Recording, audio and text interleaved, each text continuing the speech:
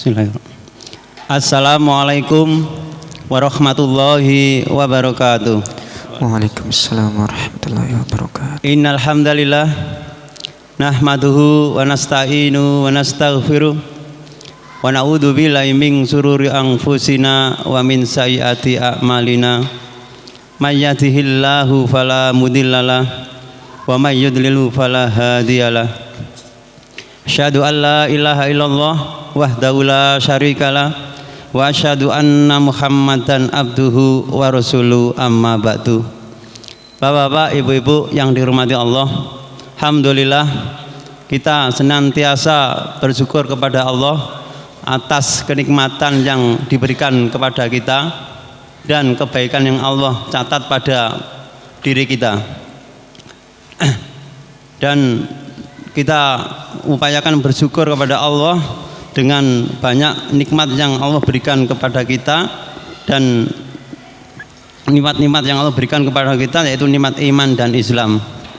Bapak-bapak, ibu-ibu, salawat serta salam tetap tercurahkan kepada Nabi Rasulullah Sallallahu Alaihi Wasallam serta sahabat-sahabatnya dan orang-orang yang mengikutinya.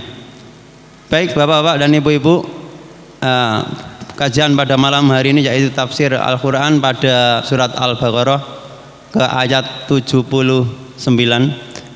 Kepada Ustadz Adam kami persilakan.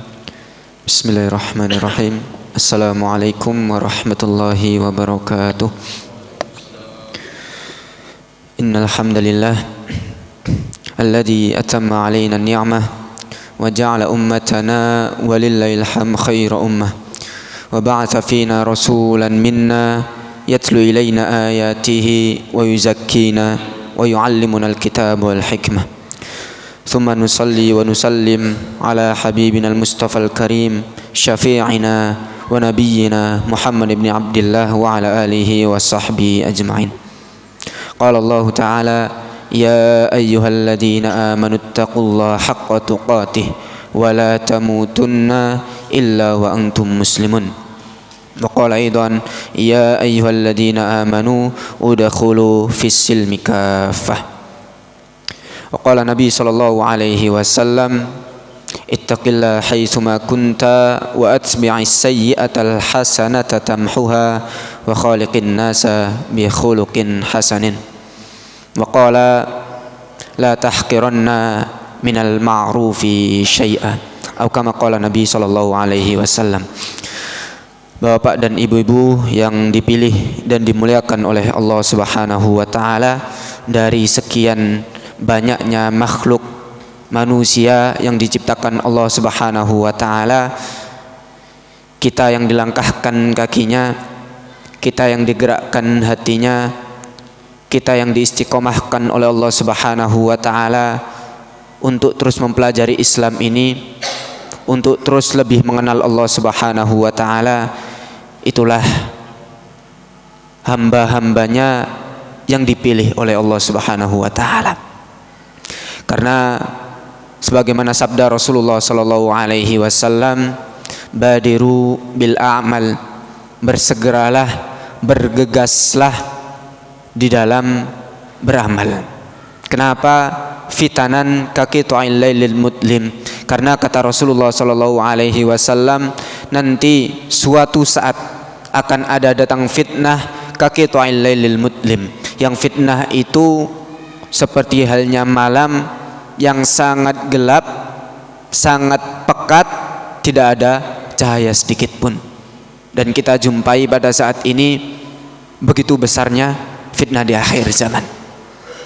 Maka benar kata Rasulullah sallallahu alaihi wasallam, Islam itu dahulu sesuatu yang asing, dan nanti pun di akhir zaman akan menjadi asing pula.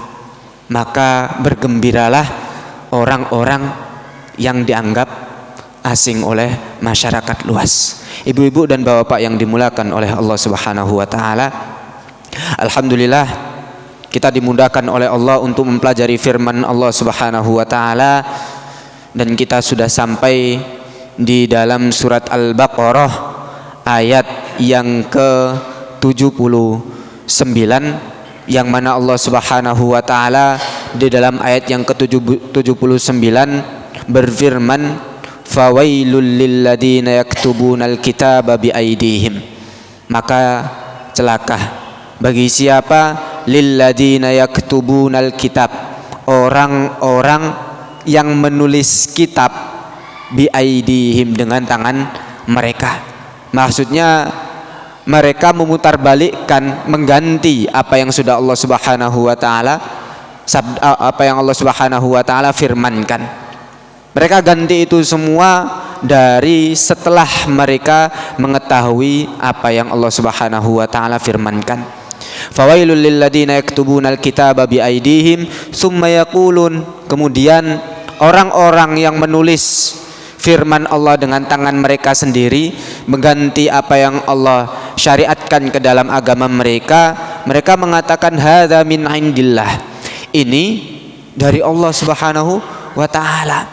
Tulisan ini yang saya tulis ini dari Allah, bukan karangan saya sendiri, tapi apa? Dari Allah. Mereka mengatakan seperti itu, padahal apa? Padahal itu semua karangan hawa nafsu mereka.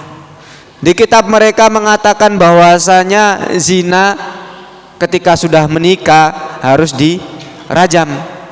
Tapi mereka tutup-tutupi ayat tersebut dan diganti ayat tersebut dengan hukuman yang lebih ringan. Fawailul lilladzina yaktubunal kitaba biaidihim summa yaquluna hadza min indillah. Tujuannya apa? Liyashtaru bihi samanan qalila, untuk membeli atau menjual agama tersebut, apa yang mereka tulis tersebut, samanan qalila, dengan harga yang sedikit. Apa itu harga yang sedikit? Harga yang sedikit adalah ad-dunya bihadzafiriha, dunia dan seisinya. Saking sedikitnya dunia, saking tidak berharganya dunia, Rasulullah Shallallahu Alaihi Wasallam mengibaratkan kalau sekiranya dunia itu lebih berharga, lebih berat, lebih bernilai dari sayap nyamuk, maka orang kafir tidak akan mendapatkan dunia sedikit pun. Tapi karena dunia itu nggak berharga, dunia itu nggak ada bandingannya dengan akhirat nanti, surga yang disiapkan oleh Allah Subhanahu wa taala untuk orang beriman yang benar-benar percaya 100% kepada Al-Qur'an dan sabda Nabi Shallallahu alaihi wasallam. Maka dunia tidak ada bandingannya, nggak setara dengan surga, sama sekali tidak setara. Makanya orang-orang kafir, kalau sekiranya dunia itu lebih berharga daripada sayap seekor nyamuk, maka orang kafir tidak akan mendapatkan dunia ini. Hatta ketika seorang muslim, ketika seorang mukmin mengamalkan sebuah amalan, dia sudah mendapatkan senilai dunia dan seisinya. Salah satunya adalah 2 rakaat sebelum subuh. Man shalla raka'ataini qabla subuh, raka'atal fajri khairun minad dunya wa ma fiha. 2 rakaat sebelum subuh itu lebih baik daripada dunia dan seisinya. Maka mudah sekali kita mendapatkan nilai senilai dunia dan seisinya, hanya melaksanakan 2 rakaat sebelum subuh, qobliyah subuh, kita sudah mendapatkan senilai dunia dan seisinya. Maka kalau setiap hari kita melaksanakan 2 rakaat sebelum subuh, qobliyah subuh tersebut, berapa banyak yang kita dapatkan nanti di surga Allah Subhanahu wa taala. Maka jangan jadikan dunia di dalam hati kita, jadikan saja dunia di dalam genggaman kita. Karena ketika dunia sudah berada di hati kita, saat itulah kita merasa tersiksa. Kita tanya ke orang-orang kaya, orang-orang kaya tersebut yang dunia itu Masya Allah diberikan Allah Subhanahu wa ta'ala kepada mereka itu kayak keran, dibuka itu jor-joran, pokoknya dapat dunia sebanyak-banyaknya.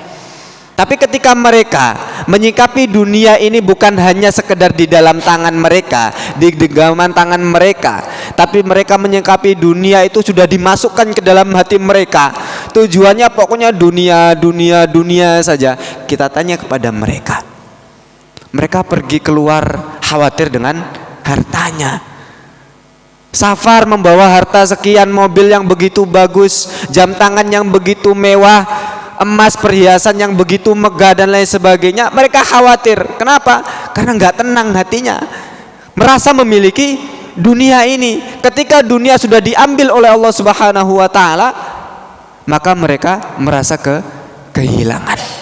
Maka jadikan dunia di genggaman tangan kita, jangan sampai dunia berada di dalam hati kita. Dan mereka orang-orang Bani Israel yang menulis kitab dengan tangan mereka sendiri, tujuannya adalah liyashtaru bihi samanan qalila. Mereka menganggap dunia itu sesuatu yang berharga. Benar, kita membutuhkan dunia. Benar, kita di dunia ini butuh uang. Kita butuh mencukupi keluarga kita, menafkahi keluarga kita. Kehidupan kita, makan dan minumnya pun butuh dengan uang. Kita boleh mencarinya. Kita boleh menjadi orang kaya, nggak masalah, dan itu baik. Tapi dengan catatan semua itu kita peruntukkan untuk Allah Subhanahu wa ta'ala. Jangan sampai yang kita cari, yang kita kumpulkan selama ini hanya untuk dikumpulkan kemudian sudah, tanpa ada tujuan yang nantinya bisa kita ambil di akhirat, di surga Allah Subhanahu wa ta'ala. Fawailul lahum mimma katabat aydihim. Maka celaka lagi dikatakan oleh Allah kepada mereka, lahum mimma katabat aydihim, terhadap apa yang tangan-tangan mereka tulis. Dua kali celaka. Wa wailul lahum mimma yaksibun, dan celaka atas apa-apa yang mereka kerjakan. Masya Allah, 3 kali celaka. Maka ini peringatan bukan hanya untuk mereka Bani Israel, tapi juga untuk kita umat Islam ini yang beriman kepada Nabi Muhammad sallallahu alaihi wasallam. Kita tahu dalilnya, kita tahu hukum halal dan haramnya, kita tahu perintah dan larangan dari Allah Subhanahu wa taala. Maka jangan sekali-kali kita mengatakan perintah menjadi larangan, jangan sekali-kali kita mengatakan haram tapi kita katakan halal. Kenapa? Karena celaka bagi orang yang melakukan hal tersebut. Kalau Allah Subhanahu wa taala, Rasulullah sallallahu alaihi wasallam mengatakan bahwasanya musik haram, ya kita katakan haram. Kalau khamr itu haram, kita katakan haram. Jangan karena menginginkan popularitas, jangan karena menginginkan dunia semata kemudian kita mengharamkan apa yang dihalalkan Allah dan menghalalkan apa yang diharamkan oleh Allah Subhanahu wa taala. Fawailul lil ladzina yaktubunal kitaba bi aydihim. Kita enggak nulis dengan tangan kita, tapi saat ini kita sedang digrogoti, sedang ditekan dengan fitnah-fitnah yang luar biasa. Kalau dahulu kita hanya menjaga lisan, omongan kita, tapi saat ini kita juga harus perlu menjaga jempol tangan kita. Dahulu omongan yang kita jaga sebelum adanya HP, tapi sekarang bukan hanya lisan yang harus kita jaga, tapi juga jempol tangan. Jangan hanya sekedar share, menyebarkan, misalkan dapat hadis, perkataan ulama fulan, sahabat fulan, kita share tanpa tahu kebenarannya. Jangan sampai kita masuk ke dalam firman Allah Subhanahu wa taala, fawailul lil ladzina yaktubunal kitaba bi aydihim, yang mengatakan apa yang tidak harus dikatakan, mengatakan apa yang Allah Subhanahu wa taala tidak firmankan. Kemudian ayat selanjutnya Allah Subhanahu wa taala berfirman, ba'da na'udzubillahi minasyaitonir rajim, wa qalu lan tamassana an-naru illa ayyaman ma'dudah. Mereka mengatakan Bani Israel, Masya Allah, PD-nya mereka, PD boleh, percaya diri itu boleh, tapi jangan lupa SD. PD boleh, tapi jangan lupa SD. Kalau PD itu percaya diri, SD itu sadar diri. PD boleh, bagus, tapi jangan sampai lupa sadar diri. Mereka tidak beriman kepada Allah, mereka durhaka kepada Allah Subhanahu wa taala. Allah mengatakan bahwasanya Allah itu wahid, ahad, satunya zat yang menciptakan alam semesta ini, semua ini, tidak memiliki orang tua, tidak memiliki anak, tidak memiliki kekasih. Tapi mereka mengatakan Allah memiliki anak. Mereka mengatakan Allah memiliki kekasih dari sisi Allah Subhanahu wa taala. Maka apa? Maka hal-hal seperti inilah yang mereka nanti akan mengatakan, saking pedenya mereka mengatakan kepada orang-orang beriman, lang tamasanan naru illa ayyamam ma'dudah. Kami itu tidak akan disentuh oleh api neraka. Kami tidak akan disentuh oleh api neraka, kata mereka. Padahal mereka mendustai Allah Subhanahu wa taala. Illa ayyamam ma'dudah, kecuali hari yang sebentar, yang terbatas. Nah, ayam ma'dudah di sini di dalam tafsir At-Tabari rahimahullahu taala, beliau menjelaskan bahwasanya dari Ibnu Abbas radhiyallahu anhuma wardahuma, wa qalu lan tamassanan naru illa ayyam ma'dudah, al-yahudu qalu, orang-orang Yahudi mengatakan lan tamassanan naru illa arba'ina lailah, kami tidak akan disiksa di dalam api neraka, merasakan panasnya api neraka, illa arba'ina lailah, kecuali berapa hari? 40 hari. Mereka, keyakinan mereka seperti itu. Dan keyakinan orang-orang Yahudi dari dulu sampai sekarang, umat selain daripada umat mereka maka harus melayani mereka. Mereka bebas dari api neraka. Apapun yang mereka lakukan di dunia ini sudah diampuni oleh Allah Subhanahu wa taala. Dan semua agama, semua umat selain umat mereka harus melayani orang-orang Yahudi. Pedenya mereka, percaya dirinya mereka. Zada ghairuhu, dan ulama-ulama tafsir yang lainnya menambahkan, wa yamuddatu ibadatihim al-ijla. 40 hari itu adalah hari di mana mereka beribadah kepada patung sapi. Jadi peribadatan mereka kepada satu patung sapi kan 40 hari. Dan mereka mengakui kesalahan mereka. Makanya mereka mengatakan, kami tidak akan disentuh oleh api neraka, tidak akan merasakan panasnya api neraka kecuali 40 hari. Yang dahulu kami sempat beribadah menyembah kepada patung sapi. Ayyam ma'dudah. Jadi ayyam ma'dudah di sini artinya arba'ina lailah, 40 hari. Kemudian Allah Subhanahu wa taala melanjutkan, qul attakhadtum 'indallahi 'ahda, apakah kalian sudah melakukan perjanjian kepada Allah Subhanahu wa taala? Sudah kong kali kong dengan Allah sehingga kalian mengatakan kami tidak akan disentuh api neraka selama kecuali hanya 40 hari. Apa kalian sudah kong kali kong? Napa kong kali kong niku? Sekongkol dengan Allah Subhanahu wa taala, sudah ada hitam di atas putih dengan Allah. Mereka mengatakan seperti itu.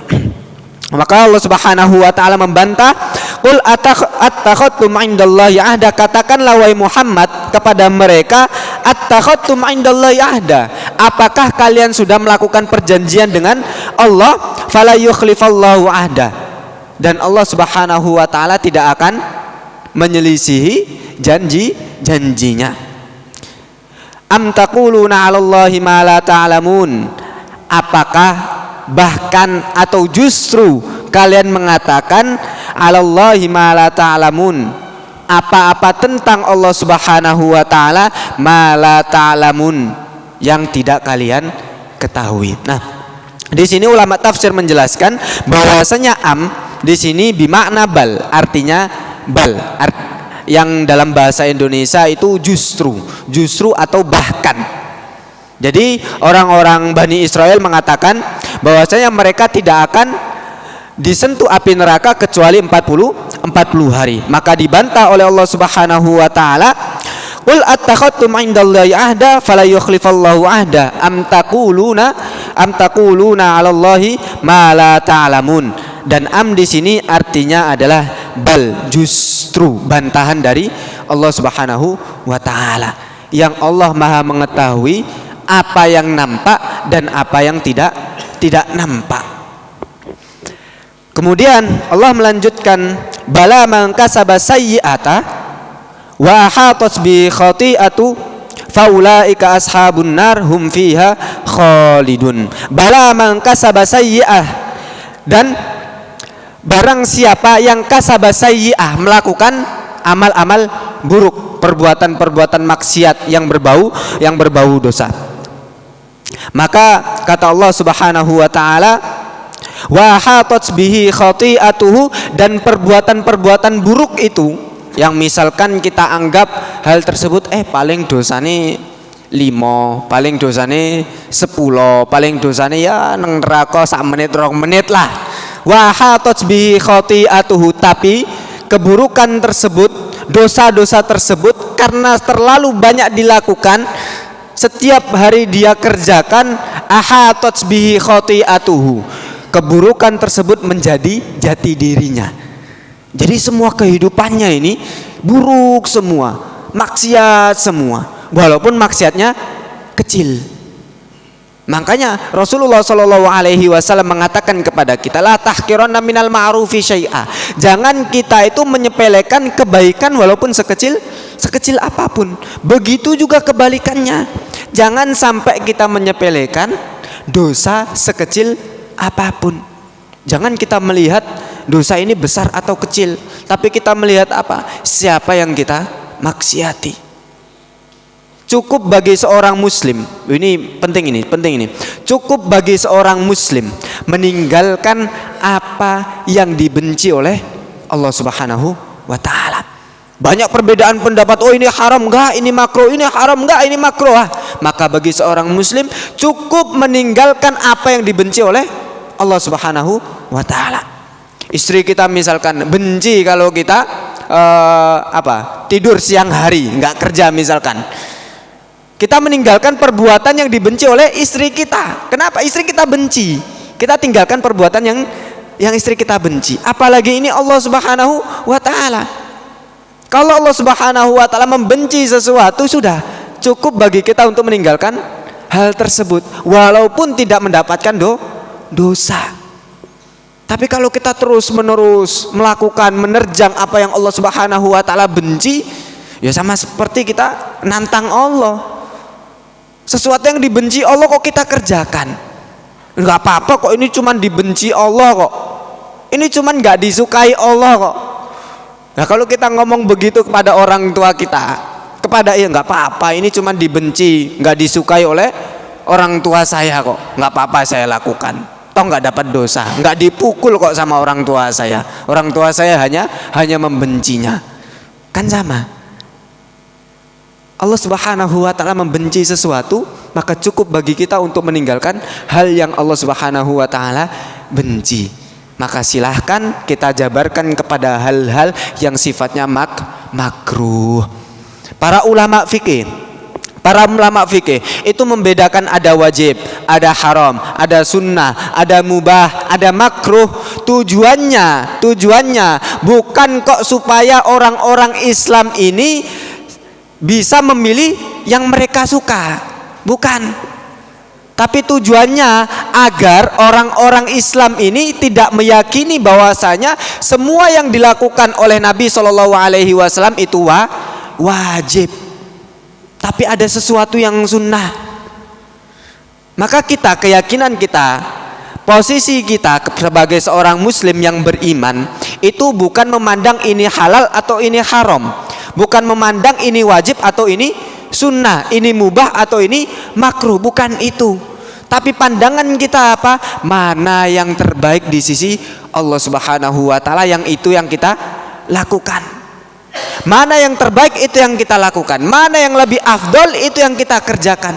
Bukan mana halal, mana haram, bukan mana wajib, mana sunnah, mana mubah, mana makruh. Tapi mana yang terbaik di sisi Allah itu yang kita kerjakan.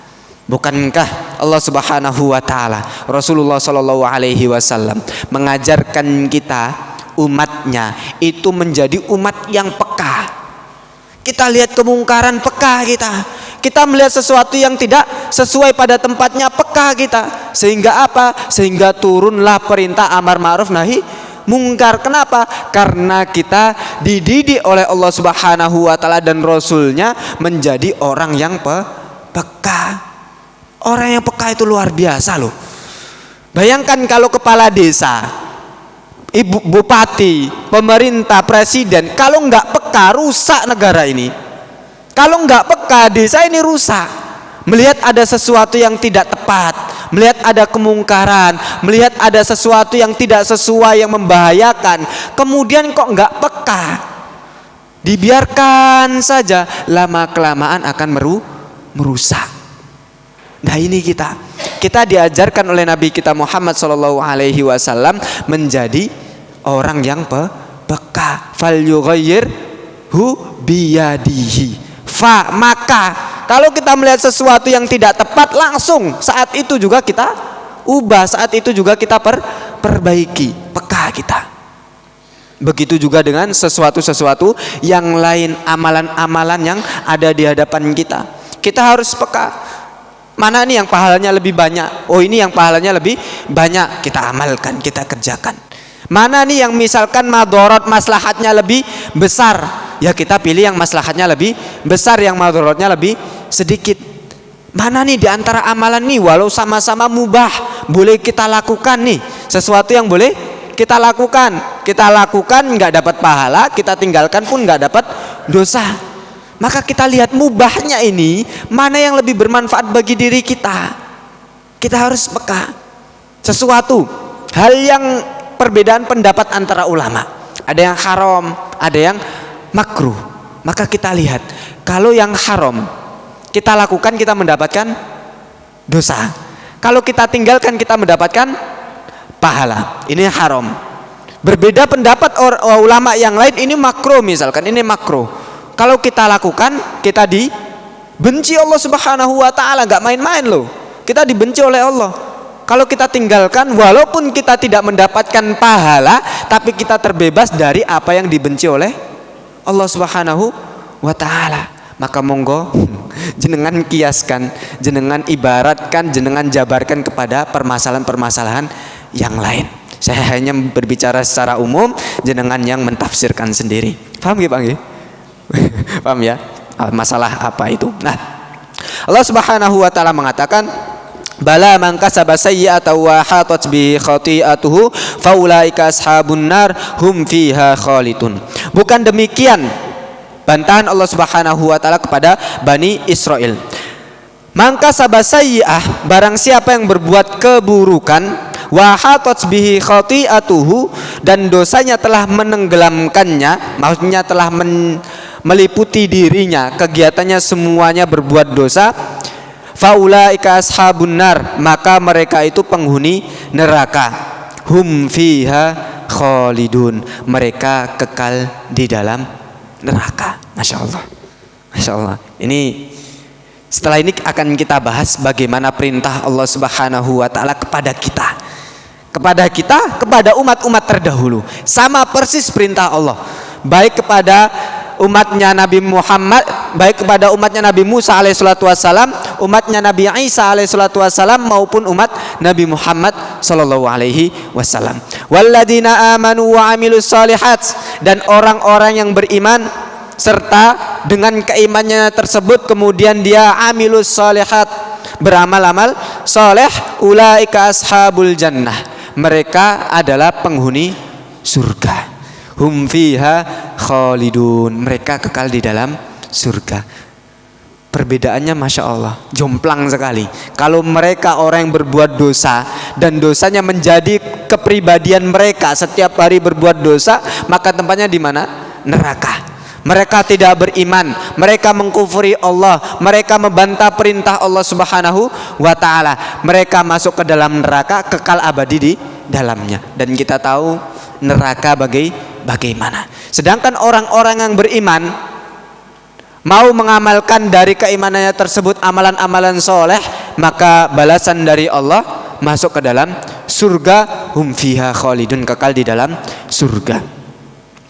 Kemudian, nah ini ayat ini Allah Subhanahu wa taala berfirman, wa id akhadna mitsaqa bani Israil, dan ingatlah ketika kami mengambil perjanjian dengan mereka Bani Israel, la ta'buduna illallah, jangan sekali-kali kalian beribadah kecuali kepada Allah Subhanahu wa taala.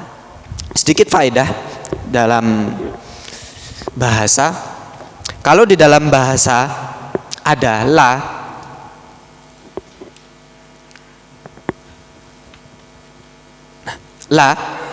di dalam bahasa ada dua. Pertama, lam peniadaan, artinya kalau dalam bahasa Indonesia itu tidak. Kemudian ada juga lam larangan, ada peniadaan dan juga ada larangan. Jadi lam di dalam bahasa Arab ada dua.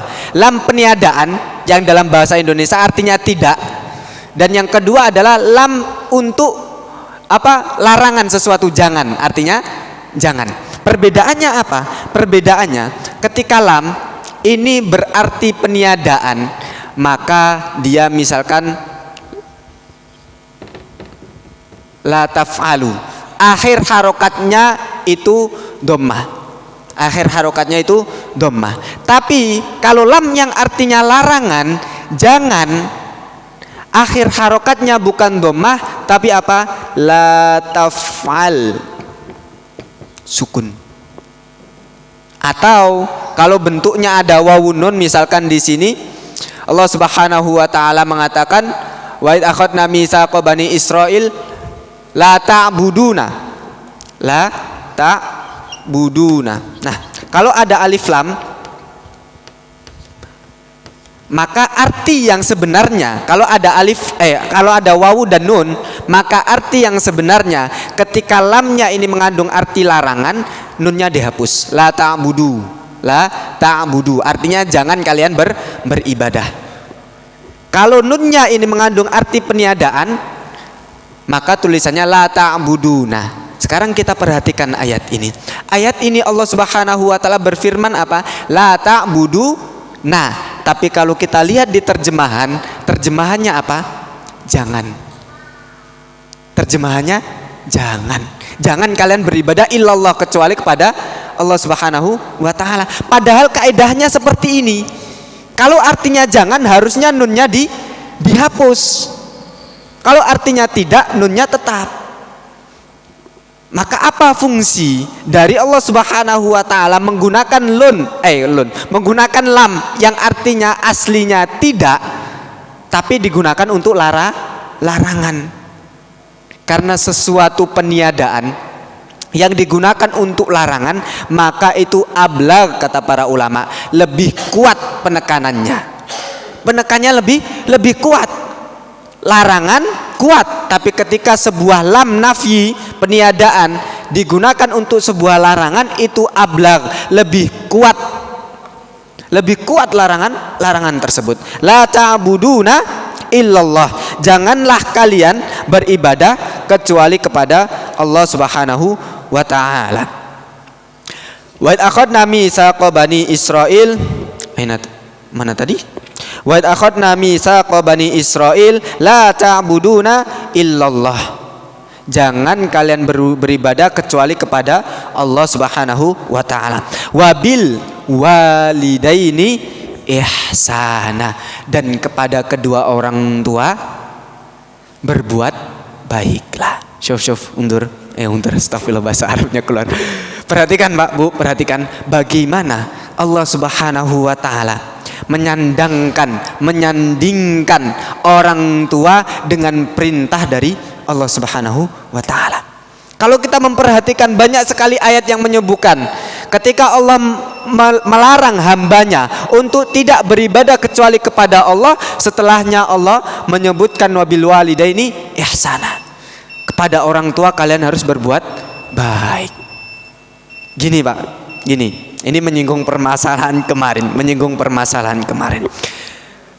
Kalau kita diperintahkan oleh Allah Subhanahu wa taala untuk berbakti kepada orang tua, berarti kita tidak boleh durhaka kepada orang tua. Sampai kita mengatakan kepada orang tua pun sudah dikatakan durhaka.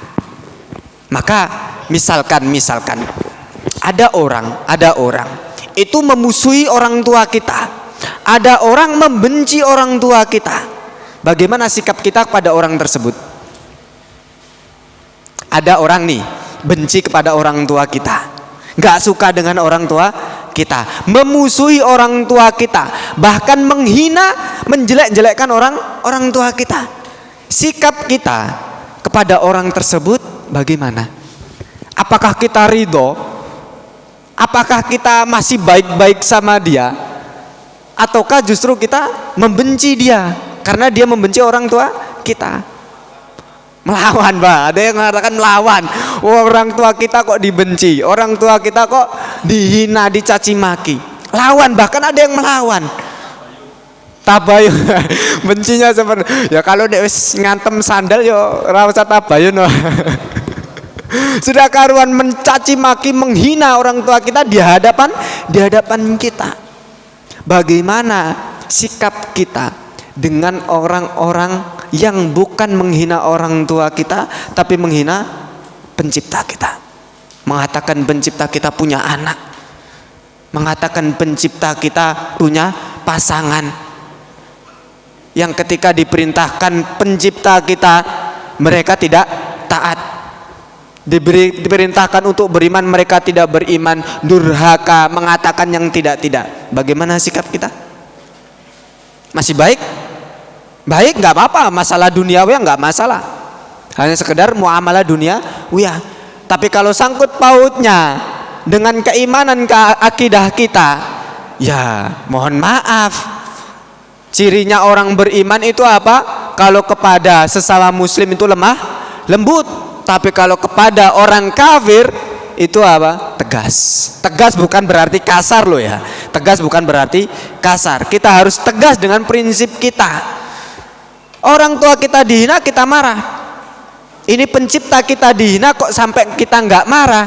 Ada yang salah dengan keimanan kita. Nah, di sini Allah Subhanahu wa taala mengatakan bahwasanya Allah Subhanahu wa taala sudah melakukan perjanjian dengan Bani Israel, yang mana perjanjian tersebut la ta'buduna illallah, beribadalah hanya kepada Allah, jangan beribadah kepada yang lain. Wabil walidaini ihsana, kepada orang tua berbuat baiklah. Wadzil qurba, dan juga kepada kerabat. Wal yatama, dan orang-orang yatim, anak-anak yatim. Anak yatim itu yang ditinggal ayahnya. Kalau ditinggal ibunya, kalau orang Indonesia, kalau orang Indonesia agak lucu ini. Yang ditinggal ayahnya itu yatim, yang ditinggal ibunya piatu. Kalau ditinggal keduanya yatim. Bukan seperti itu. Yang namanya yatim itu ditinggal ayah. Kalau ditinggal ibu nggak dikatakan yatim, begitupun bukan piatu. Kenapa? Karena kalau hanya ditinggal ibu, ayah masih bisa usaha untuk bekerja, masih bisa mencukupi, maka tidak masuk ke dalam yatim. Yang yatim adalah yang ditinggal oleh sosok seorang ayah. Nah, maka kita harus pandai-pandai melihat, karena zakat itu diberikan kepada anak yatim salah satunya, bukan kepada anak piatu. Anak piatu. Ya, wallahu a'lam bishawab. Kemudian Allah Subhanahu wa taala juga mengatakan wal masakin, kepada orang-orang miskin berbuat baiklah. Wa qulu linnasi husna, dan katakanlah kepada manusia husna, dengan perkataan yang baik. Wa aqimus shalah, dan dirikanlah salat. Wa atuz zakah, tunaikanlah zakat. Summa tawallaitum, tapi mereka, kata Allah, tawallaitum, kalian berpaling. Tawallaitum itu berbeda dengan mu'ridun. Dua-duanya artinya sama. Kalau kita lihat di terjemah mungkin artinya sama. Perbedaannya adalah kalau mu'ridun akhir ayatnya itu hanya berpaling saja, badannya berpaling. Tapi tawallaitum bukan hanya badannya tapi juga hatinya berpaling, sama sekali tidak menerima. Summa tawallaitum illa qalilan minkum, kecuali di antara sedikit dari kalian. Wa antum mu'ridun, dan kalian dari itu semua adalah orang-orang yang pembangkang, berpaling, tidak melakukan apa yang Allah Subhanahu wa taala perintahkan. Wallahu alam bisawab. Jazakumullahu khairan katsiran. Sampai ayat ini mudah-mudahan Allah Subhanahu wa taala menggolongkan kita menjadi orang-orang yang lengkap keimanannya, yang mampu beriman kepada Allah Subhanahu wa taala secara sempurna. Allahumma amin. kita tutup dengan bacaan hamdalah. Alhamdulillahirabbil alamin wabillahi taufik wal hidayah wa ridha wal inayah. Wassalamualaikum warahmatullahi wabarakatuh. Ya, demikianlah kajian pada malam hari ini. Kita break dulu untuk Andan, setelah itu kita buka sesi tanya jawab.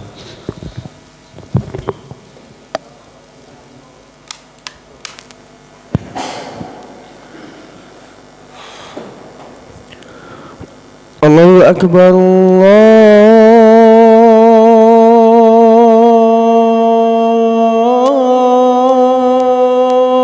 Allahu Akbar,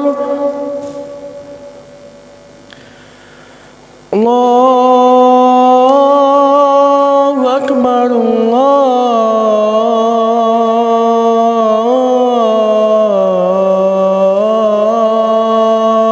Allahu Akbar. Asyhadu an la ilaha illallah.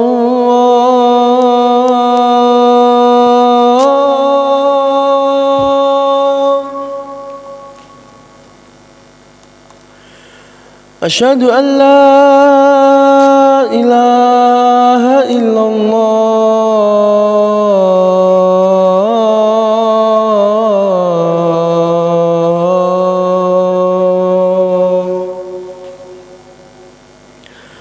Asyhadu anna Muhammadar Rasulullah.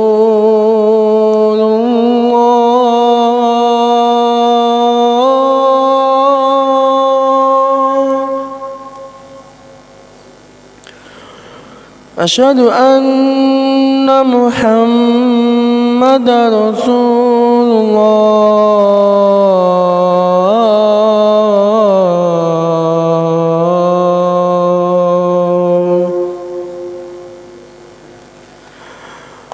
Hayya 'alas salah.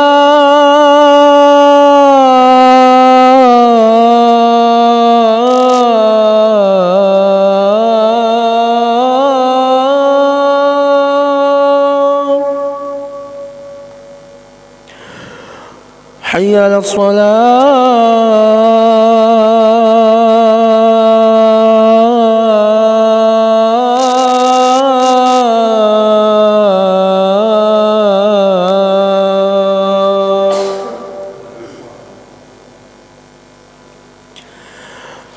Hayya 'alal falah.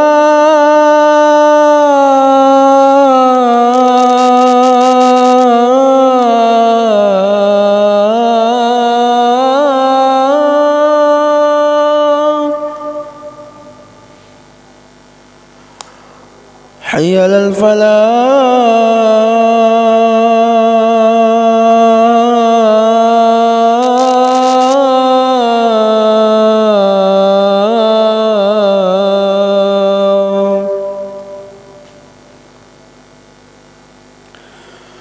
Allahu Akbar,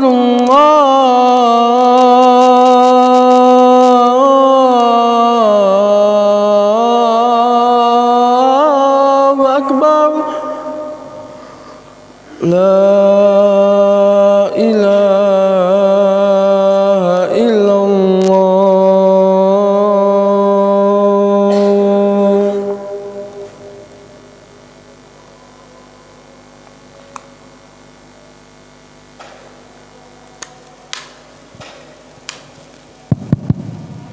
Monggo, Bapak-bapak, Ibu-ibu, kami persilakan.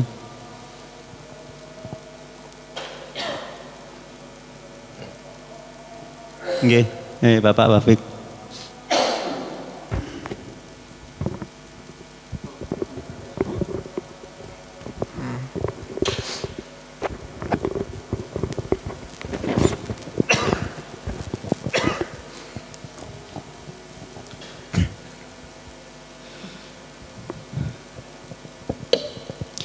Assalamualaikum warahmatullahi wabarakatuh. Waalaikumsalam. Terima kasih atas waktunya, Ustaz. Yang ingin saya tanyakan tentang yang telah terjadi fenomena beberapa hari ini. Ada satu ulama atau ustadz yang tidak perlu saya sebut namanya, membuat kajian yang kebetulan di situ dihadiri oleh kaum Nasrani. Dan mereka kaum Nasrani tersebut menyampaikan bahwa Allah punya anak, dan beserta itu Allah menyampaikan kepada manusia bahwa jika ingin selamat maka harus mengikuti anak saya ini tersebut. Dan kemudian ustadz tersebut menyamakan atau memiripkan dengan Quran surat Maryam ayat 30-31, kalau tidak salah saya, bunyinya a'udzubillahi minasyaitonirrajim, qala inni abdullahi ataniyal kitaba wa ja'alani nabiyya, dan seterusnya ayat ila akhiri. Ustadz tersebut mengatakan bahwa ayat ini hampir mirip, bahkan menyamakan dengan apa yang disampaikan oleh orang Nasrani tersebut. Padahal keyakinan Nasrani adalah Tuhan punya anak, sementara dia dalam akidah umat Islam Allah tidak beranak. Ini bagaimana Ustadz menurut jenengan pendapat kita, apa harus kita bersikap ini? Ini pertanyaannya apa ini, Pak? Pertanyaannya apa? Sikap kita harus bagaimana dengan pernyataan Ustadz tersebut ini? Apakah ini sebuah kesalahan atau memang yang belum kita tahu, mungkin memang ada kesamaan atau bagaimana Ustadz? Jazakallah khairan. Bismillah, alhamdulillah, wassalatu wassalamu ala nabiyina Muhammad wa ala alihi wa sahbihi ajma'in. Baik. Kita tahu bahwasanya Allah Subhanahu wa taala sifatnya adalah ilahun wahid, yang satu. Tidak lahir dan juga tidak melahirkan, tidak memiliki anak dan juga tidak memiliki pasangan. Ini kita faham, kita tahu, dan itu akidah kita. Semua umat Islam sepakat hal tersebut. Maka kalau mereka orang-orang kafir dari Nasrani mengatakan orang yang tidak ikut kepada anaknya Tuhan, yaitu Isa alaihissalatu wassalam, maksud mereka, maka mereka tidak termasuk orang-orang yang selamat. Kemudian ada salah satu ustadz, saya juga wallahu alam nggak tahu ustadznya siapa, ada salah satu ustadz yang mengatakan, menyamakan arti dari ayat Allah Subhanahu wa taala di dalam surat Maryam. Ayatnya apa tadi, Pak? Qala inni abdullah. Dan pertanyaannya, bagaimana sikap kita terhadap statement salah satu ustadz tersebut? Maka jawaban saya wallahu a'lam, karena saya nggak tahu videonya, saya tidak lihat dari awal sampai akhir, saya tidak dengar penjelasan dari awal sampai akhirnya. Enggak, saya belum pernah dengar, saya jarang buka itu, nggak buka video. Wallahu a'lam bagaimana apa sikap kita. Yang jelas ketika sebuah pernyataan itu sampai benar-benar menyelisihi keyakinan kita, akidah kita yang semua umat Islam sepakat, maka pernyataan tersebut batil, salah. Sedangkan ketika pernyataan tersebut itu masih ada sedikit kelonggaran, misalkan di dalam tafsirannya, maknanya, maka wallahu a'lam tafsiran tersebut masih masuk dalam kategori tidak mengapa. Kenapa? Karena masih ada tafsiran yang luas, ada makna yang lebih luas. Tapi kalau dalam ayat tadi tersebut yang mengatakan bahwasanya ini Abdullah, kan arti Abdullah itu apa? Hamba Allah. Arti Abdullah itu hamba Allah, bukan anak Allah. Kemudian ketika ayat ini disamakan dengan ayat dari orang-orang kafir Nasrani yang mengatakan Allah memiliki anak, disamakan artinya Abdullah ini arti anak, maka ya keliru. Karena Abdullah itu artinya hamba Allah. Tapi wallahu alam, saya nggak dengar bagaimana penjelasan Ustaz tersebut dari awal sampai akhirnya. Maka kita perlu mendengarkan terlebih dahulu. Jangan sampai kita mendengarkan sepotong-sepotong, nantinya dirujak netizen. Nanti kita dirujak netizen.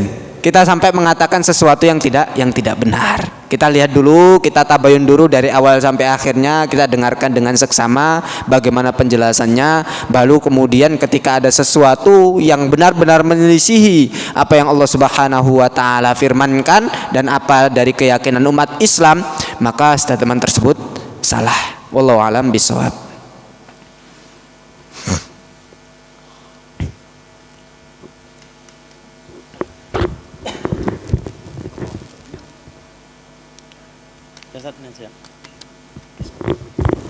Saat ini ada pertanyaan dari ibu-ibu, ada dua. Yang satu, Afan Ustaz mau tanya, ini wabil walida ini iksana, apakah seorang guru termasuk dari ayat ini? Yang satu. Yang dua, jika seorang anak mendapat nafkah dari penghasilan orang tua yang haram, apakah harta yang diberikan kepada anaknya menjadi haram atau tidak? Lalu jika si anak memberikan harta dari orang tuanya untuk orang lain, apakah harta itu termasuk haram atau tidak untuk yang diberikan tersebut? Jazakumullah khairan Ustaz.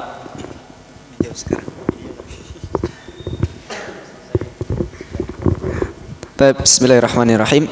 Pertanyaannya yang pertama, apakah yang masuk di dalam ayat ini wabil walidaini ihsana itu juga guru? Karena di dalam kita Indonesia ini ada dua orang tua biologis dan juga yang kedua orang tua asuh. Orang tua secara pendidikan, ideologis, biologis dan juga ideologis. Maka yang masuk ke dalam ayat ini ya orang tua yang biologis. Adapun perintah untuk berbuat baik kepada guru itu ada lagi di dalam hadis yang lain. Ada lagi di dalam adab-adabnya para ulama. Tapi yang masuk di dalam firman Allah Subhanahu wa taala wabil walidaini ihsana ini tetap nggak bisa diganggu gugat, itu adalah orang tua biologis yang haknya tidak seperti haknya seorang guru, yang kewajibannya tidak seperti kewajibannya seorang guru.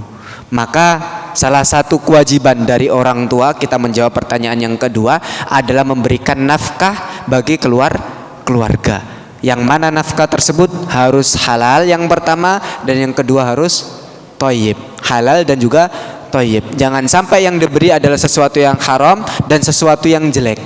Sesuatu yang haram itu apa? Kita tahu, jari judi misalkan, senengane apa? Ngeslot, hasil dari slot diberikan kepada istri dan anaknya.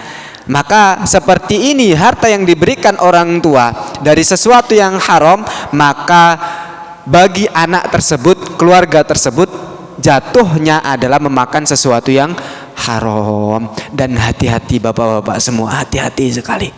Bahkan bukan hanya sesuatu yang haram, sesuatu yang sifatnya syubhah, sesuatu yang sifatnya syubhah saja itu berpengaruh pada anak kita. Saya punya murid perempuan, sedikit melebar. Masya Allah, cerdas, hafalannya cepat, tapi sering melanggar peraturan pondok dahulu di Sulawesi. Melanggar peraturan pondok, perempuan ini melanggar ini dan itu, sering kabur dan lain sebagainya. Masalahnya bukan karena dia bodoh, masalahnya bukan karena dia tidak cerdas, bukan. Tapi masalahnya satu yang saya ketahui, orang tuanya itu bekerja pada sesuatu yang syubhat. Apa sesuatu yang syubhat itu? Begal solar, Pak. Ya mungkin sebagian orang mengatakan gak apa-apa begal solar, aku ya tuku kok, saya juga beli solarnya. Tapi kan aslinya solar ini untuk siapa? Untuk subsidi masyarakat luas, orang yang tidak mampu. Kemudian dibegal di tengah jalan, dia beli dengan harga yang sama dengan harga solar-solar yang ada. Maka seperti ini, walaupun nggak masuk ke haram mungkin, tapi kan masuk yang syubhat, dan itu berpengaruh pada anak kita. Maka kita lihat kalau anak kita nakal, kita lihat kalau anak kita nggak nurut, kita lihat kalau anak kita sering bantah dengan kita, bisa jadi di dalam harta yang kita berikan kepada anak kita ada sesuatu yang syubhat minimal. Saya dulu Masya Allah ketika mondok itu sempat kabur saya. Tahun kedua akhir, kan saya mondoknya 4 tahun. Tahun kedua akhir tuh saya kabur, pulang. 1 minggu saya di rumah. Kabur, ini pernah kabur nih Pak. 1 minggu saya di rumah. Dari awal saya masuk pondok pesantren sampai waktu saya kabur itu nakal saya. Peraturan-peraturan nggak pernah saya taati, hafalan nggak pernah lancar, setor nggak pernah setor. Tapi setelah saya balik lagi ke pondok, kemudian ada orang yang memberikan memberikan donasi, maksudnya memberikan SPP kepada saya setiap bulannya, karena sebelumnya orang tua saya yang memberikan SPP. Ada orang tua, salah satu orang kaya di Magetan, dokter di Magetan, memberikan saya SPP setiap bulannya. Masya Allah, saya nggak mengatakan harta yang diberikan orang tua saya haram loh, bukan ya, bukan mengatakan harta yang diberikan orang tua saya itu syubhat, bukan. Tapi bisa jadi harta yang diberikan dokter tersebut itu lebih baik daripada yang diberikan orang tua saya, lebih berkah, dan itu yu'asir, itu berpengaruh pada diri saya. Saya merasa hafalan kok makin lancar, setor terus, dan alhamdulillah saya lulus. Kemudian ngabdinya pun di pondok tersebut, yang tidak semua santri bisa ngabdi di pondok tersebut. Maka kita perhatikan harta yang kita berikan pada anak-anak kita. Dan kalau harta tersebut yang haram diberikan orang tua kepada kita, dan kita tahu itu harta yang haram, lantas kita berikan kepada orang lain, maka apa hukumnya? Apakah harta tersebut masih sifatnya haram atau tidak? Maka dua, bagi orang yang menerima harta tersebut karena dia tidak tahu ini harta haram, maka tidak mengapa. Tapi bagi kita yang tahu itu harta haram, kemudian kita berikan kepada kita, paling tidak kita terkena cipratan dosa. Kenapa? Kita tahu itu harta yang haram, kok kita berikan kepada individu. Beda ceritanya kepada hal-hal yang umum, misalkan bangun jalan, bikin sumur atau lain sebagainya, maka nggak masalah. Tapi ketika kita berikan kepada individu, kita terkena cipratan dosanya, karena kita tahu itu harta yang haram. Sampai sini jelas Pak ya? Jadi harta haram itu Masya Allah pengaruhnya luar biasa. Pengaruhnya luar biasa. Itu efek sampingnya kepada anak kita, perilaku, tabiat, akhlak kita, anak kita itu luar biasa. Maka jangan sekali-kali kita memberikan harta yang haram kepada anak-anak kita. Mungkin itu, jazakumullah khairan, wallahu a'lam bishawab.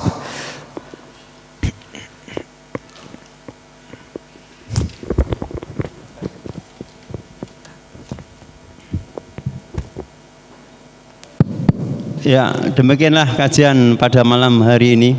Kami selaku pembawa acara, apabila dalam membawa acara ada kesalahan, mohon maaf yang sebesar-besarnya. Marilah kita tutup kajian pada malam hari dengan bacaan hamdalah dan doa kafaratul majelis. Alhamdulillahirabbil alamin. Subhanakallahumma wa bihamdik, asyhadu alla ilaha illa anta, astaghfiruka wa atubu ilaik. Assalamualaikum warahmatullahi wabarakatuh.